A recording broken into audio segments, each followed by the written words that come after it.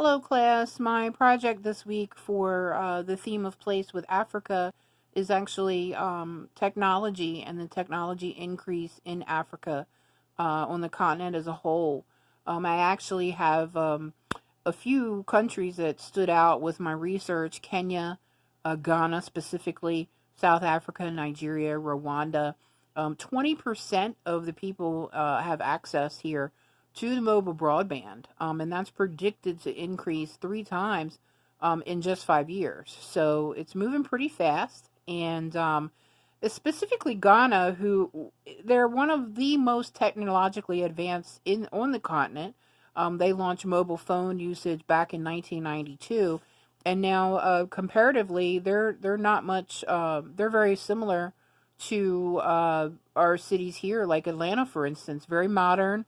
They have malls where one can go in and purchase a cell phone, and even have a choice of providers for that cell phone for the use, for the service. And not all families may have a cell phone. They might all share one smartphone and different SIM cards. Uh, but it certainly is leading those to want to pursue more technology. And since I've also read that they've laid lines down on the eastern and western coast of the continent, deep sea cables for the broadband access.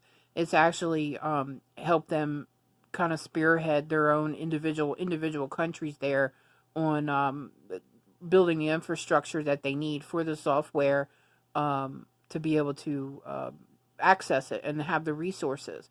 So it's actually allowing and encouraging some of the younger generation to go back to school, further their education, because they're going to need IT workers, software developers, cable guys, cable runners to run the cable and the lines. So, there are parts of the countries that, they may not have electricity or running water. I know, like specifically Ghana, out on the outskirts where it's not so modern, they have electricity for maybe 8 or 9 hours a day. It's very sketchy in and out, but it's more than they've had. And they might have the water truck. They have tanks that come through. I actually had a friend go over there, and he's moved there now. So it's just limited access, but it's increasing. And you might think, gosh, they don't even have running water. They don't have electricity, but they do have access to Wi-Fi and ebooks. There are some of the younger folks that work the farmlands, like in Nigeria and Rwanda.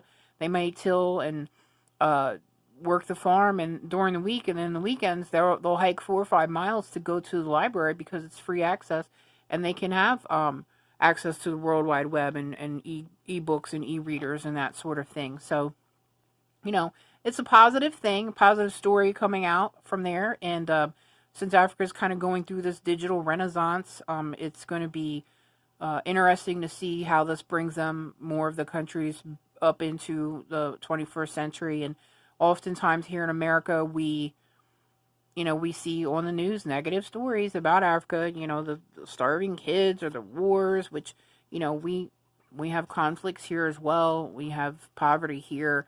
But you never hear of, any positive stories like this coming from that country or from that continent. So this has changed my perception and being more inquisitive and actually looking and seeing, well, what is going on over there? Because I do have friends that live in different parts. I have a friend in Nigeria, I have a friend in Ghana, Kenya.